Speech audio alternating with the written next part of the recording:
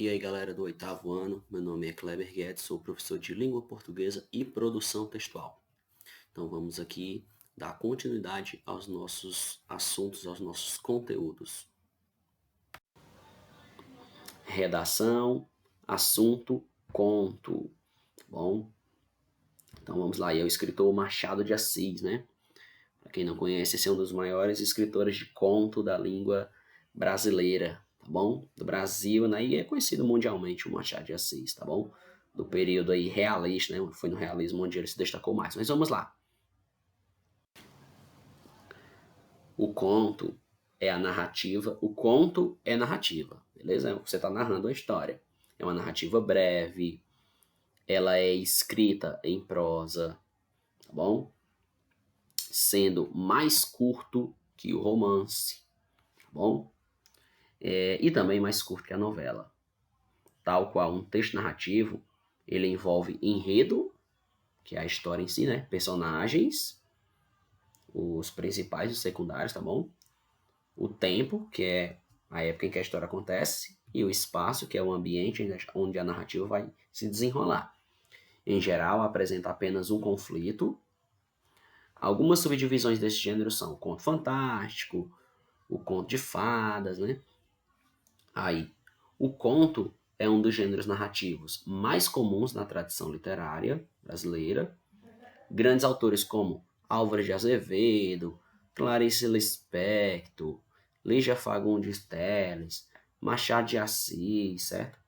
Entre outros, né, que são reconhecidos como grandes contistas brasileiros. Sobre o conto, afirma essa de Queiroz, um dos maiores representantes da literatura portuguesa. Vamos ver o que ele fala a respeito. Ó. No conto, tudo precisa ser apontado num risco leve e sóbrio. Das figuras, deve-se ver apenas a linha flagrante e definidora que revela e fixa uma personalidade. Dos sentimentos, apenas o que caiba no olhar, ou numa dessas palavras que escapa dos lábios e traz todo o ser. Da paisagem, somente os longes numa cor unida. Então aí fica o texto reflexivo aí para vocês. Vamos aqui recordar a estrutura do conto. Então, ó, sua estrutura está dividida em três partes. Temos a introdução do conto, né? Que vai apresentar a ação, né? Que vai ser desenvolvida. Nesse momento também vai haver uma breve ambientação do local, né? Onde a história está se passando, certo? Do tempo, dos personagens e do acontecimento que vai lhe tirar o personagem da zona de conforto dele. Tudo isso para você se ambientar sobre o que a história está abordando, né, para o leitor se ambientar de o que a história está falando, quem é o personagem, onde a história se passa, qual a época, tudo isso é importante no primeiro parágrafo. Aí a gente vem para o desenvolvimento, certo? Você já pode fazer aqui o segundo parágrafo. Formado em grande parte pelo diálogo, vai ter ali pode haver diálogo entre os personagens, tá bom? Ou até mesmo o narrador contando o que o personagem falou. Aqui se desenrola, né, o desenvolvimento das ações, certo? São os conflitos que vão acontecer. E o clímax é o momento de encerramento da narrativa com um desfecho surpreendente.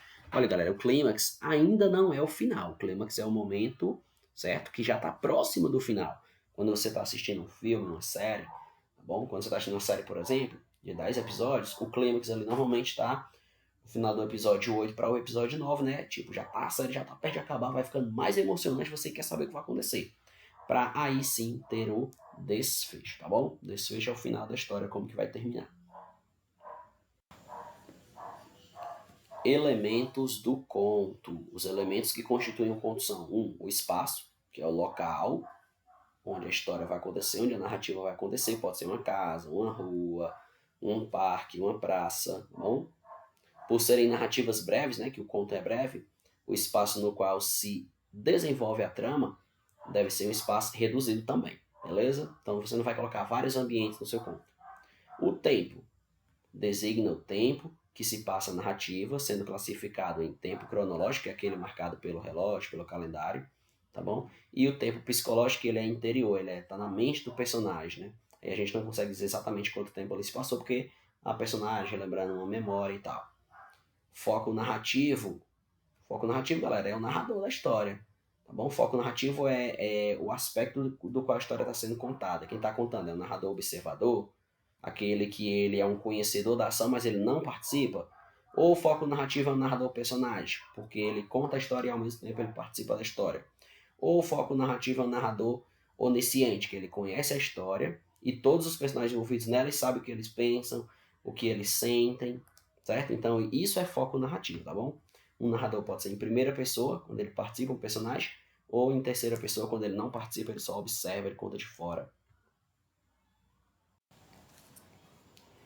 Os personagens são indivíduos que participam da narrativa, sendo classificados dependendo do foco em personagens principais, que são os protagonistas, né?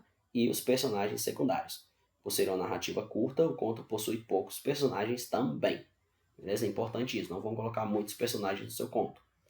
Diálogo é o elemento essencial do conto. Os diálogos caracterizam a base expressiva desse tipo de texto. Eles desenvolvem os conflitos da trama, sendo determinados pela fala das personagens, beleza? Formados por uma linguagem mais objetiva e metáforas simples, os diálogos são classificados em diálogo direto, indireto e interior.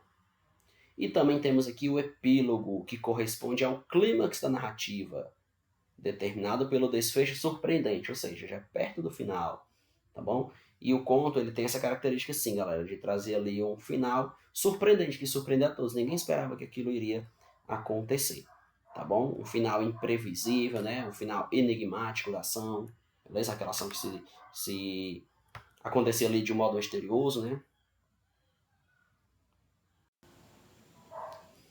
Os tipos de conto que existem. Então vamos lá. Dependendo da temática explorada, existem muitos tipos de conto.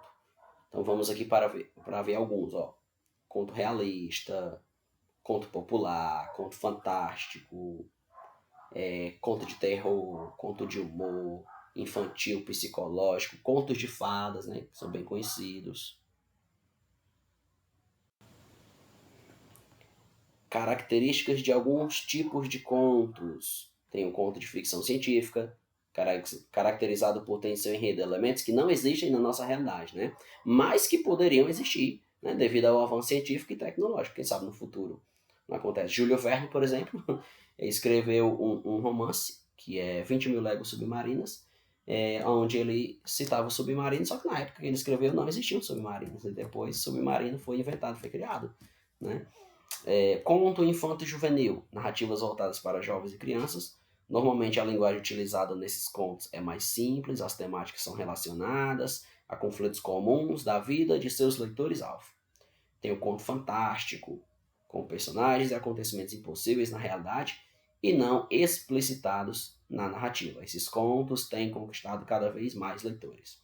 E temos o conto de fadas, né? Velho conhecido de muitas pessoas. O conto de fadas é marcado pela existência de fadas e outras criaturas mágicas entre seus personagens. Esse subgênero de conto é especialmente lido por crianças, embora existam narrativas assim voltadas para o público mais velho. Então é isso aí, galera. A gente terminou aqui o conteúdo de conto e agora vamos ver um pouquinho também sobre o reconto, tá bom?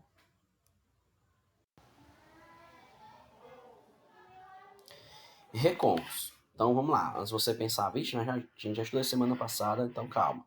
Não é mais do mesmo.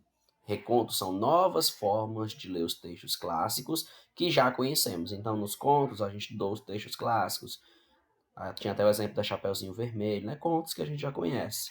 E no reconto, são esses contos clássicos, só que uma forma diferente, né? Recontando a história. Então, mudam as vezes muda o cenário, muda o enredo. Então, uma forma diferente de revisitar as histórias que amamos.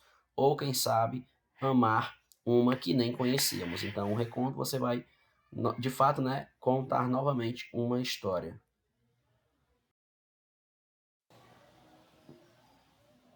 Ou seja, reconto é a construção oral de um texto já existente. O principal procedimento é a imitação a partir de um texto, modelo, né? Um conto clássico, por exemplo, você pode recontar a história, um anúncio, um texto expositivo, uma notícia e entre outros. Como se faz um reconto de uma história? Recontar quer dizer contar novamente. Então, o professor deve contar a história, né, e pedir que as crianças recontem. Então, no caso, a gente estando na sala de aula, por exemplo, né, a gente pode trabalhar um conto, certo? E depois vocês reescreverem esse conto. Por exemplo, o conto que tinha no início da unidade do livro. Poderia ser um exemplo, tá bom? Mas ainda não estou pedindo para vocês fazerem, tá bom? Então, isso poderia ser uma atividade tanto coletiva, quanto poderia ser uma atividade individual, a parte cada um faria o seu. Lembrando que o reconto não é a moral da história, certo? É, na verdade, a recontagem do mesmo conto, tá bom? A narrativa com o máximo de fidelidade possível. Então, você ainda tem que permanecer com o mesmo gênero, né? O que é um conto, né? Uma narrativa, só que você vai contar a história inserindo novos elementos, ou até tirando alguns personagens, inserindo outros, fazendo algumas modificações, tá bom? Mas você tem que deixar claro que aquela história é um reconto de uma história que já existia, de uma história já conhecida, tá bom? Também não pode mudar radicalmente tudo na história. Qual o objetivo do reconto? Então vamos lá. Quanto ao reconto, né, oral, né, que é falado, né, de histórias, este permite à criança expressar-se de forma criativa e emotiva, bem como a chance para exteriorizar suas ideias do seu jeito. Ou seja, você vai usar a sua criatividade para aumentar uma parte da história, tá bom? Para colocar um termo, algo que não tinha na história, tá bom? Então você vai usar a sua imaginação para melhorar aquela história se você acha que ela tinha algo que deveria ter acontecido e não aconteceu. Então é isso. A contação de histórias é uma arte que pode ser desenvolvida por qualquer pessoa que aprecia narrativas, né, que queira se envolver com elas e que tenha voz e memória. Muitas vezes a contação de história abre caminhos para que muitas outras leituras do texto contado sejam feitas.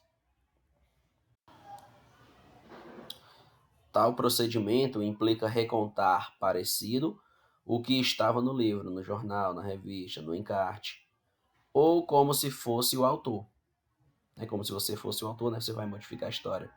O propósito é a adesão ao texto, selecionando, respeitando o seu tipo de linguagem, as marcas do gênero, o tema e a sua estrutura. Então, isso aí você permanece, né? Não vai mudar o gênero textual, não muda a estrutura do texto, tá bom? Na verdade, você vai só mudar alguns detalhes na história.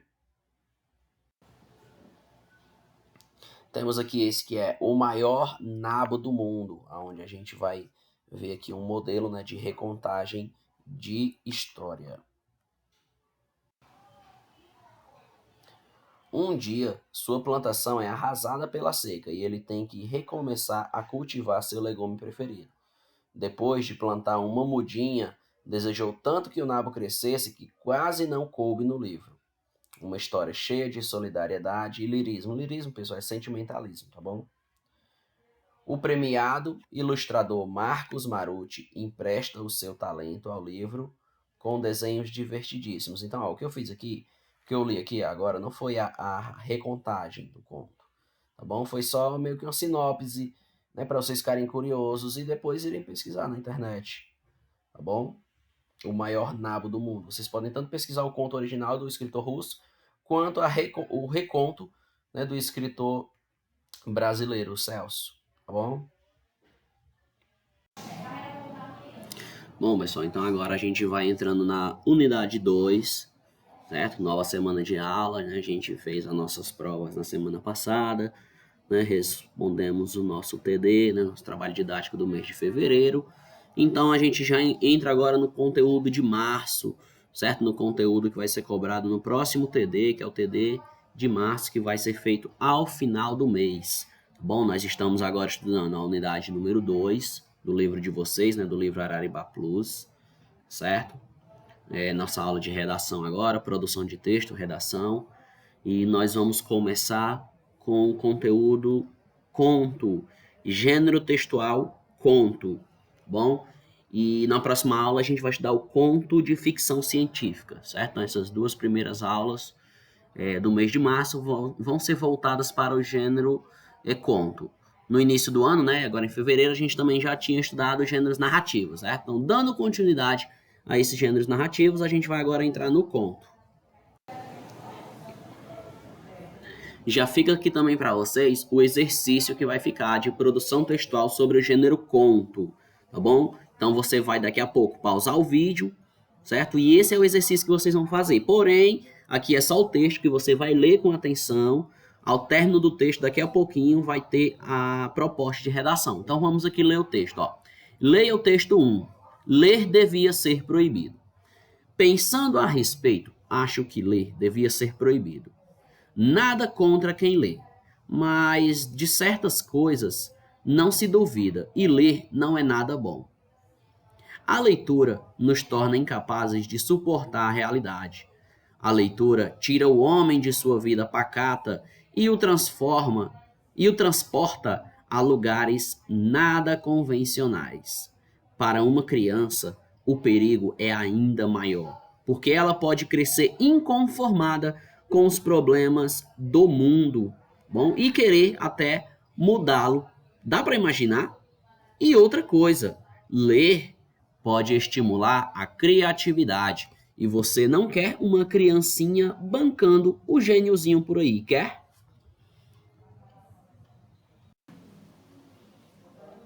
Além disso, a leitura pode tornar o homem mais consciente. Ia ser uma confusão se todo mundo resolvesse exigir o que merece. Nada de vagar pelos caminhos da imaginação, simplesmente porque leu um bom livro. Há quem diga que ler engrandece, mas eu não conheço um caso sequer. Quer um conselho? Silêncio. Ler só serve aos sonhadores e sua vida não é uma brincadeira. Cuidado, ler pode tornar as pessoas perigosamente mais humanas. Então, esse aqui foi um texto de campanha de incentivo à leitura, certo? O texto ele é chocante, chamativo exatamente para causar impacto no leitor, para o leitor pensar, oxe, como assim? O texto está dizendo que ainda era para as pessoas não lerem, que deveria ser proibido. Aí, na verdade, quando você vai ler o texto, você percebe que, na verdade, é uma ironia, né? Na verdade, no decorrer do texto, ele vai mostrar vários benefícios que a leitura traz para a gente.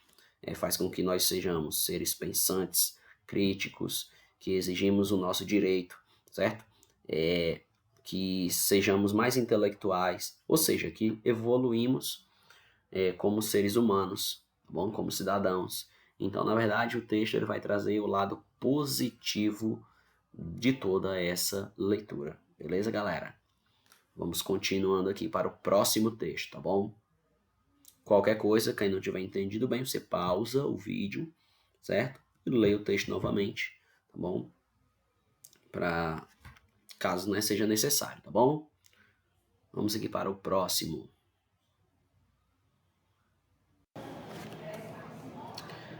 Bom, e agora a gente tem o texto 2, certo? Que também faz parte, né? A gente tem que ler os dois textos para poder responder a questão mais adiante. O texto 2 diz o seguinte, ó. Não há livros morais nem imorais. O que há são livros bem escritos ou mal escritos. Isso aí é um trecho, né, do Oscar Wilde, tá bom? Então agora a gente vai para a proposta de redação, que é a atividade que vocês vão ter que fazer essa semana. Com base na leitura dos textos de apoio e os seus conhecimentos sobre conto, escreva um conto em que o hábito de leitura tenha revolucionado a vida do narrador. Então essa redação, ela tem que ter no mínimo 20 linhas, tá bom? De 20 a 30 linhas, certo? Gênero textual conto, deixei destacado, tá bom? Então você vai fazer aqui a redação, mais uma vez reforçando, né? Que conte a história de que o hábito da leitura, né, o hábito de ler, né, tenha transformado, tenha revolucionado a vida de quem está contando a história. Você pode fazer um narrador personagem, né, que participa da história, aí seria legal, né? Então a vida do narrador ela vai ser revolucionada pela leitura. Então você vai usar a sua criatividade para desenvolver esse conto.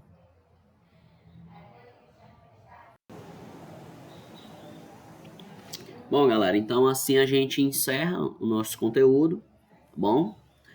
Vamos agora responder a nossa atividade, certo? Resolver o nosso exercício e anexar ele pelo Google Sala de Aula, certo? Qualquer ponto que não tenha ficado claro, você pode voltar o vídeo, pausar, ver novamente, até mesmo perguntar lá pelo Google Sala de Aula, deixar algum comentário, alguma pergunta, tá bom? Então é isso aí, galera. Tchau, tchau e até a próxima aula. Valeu!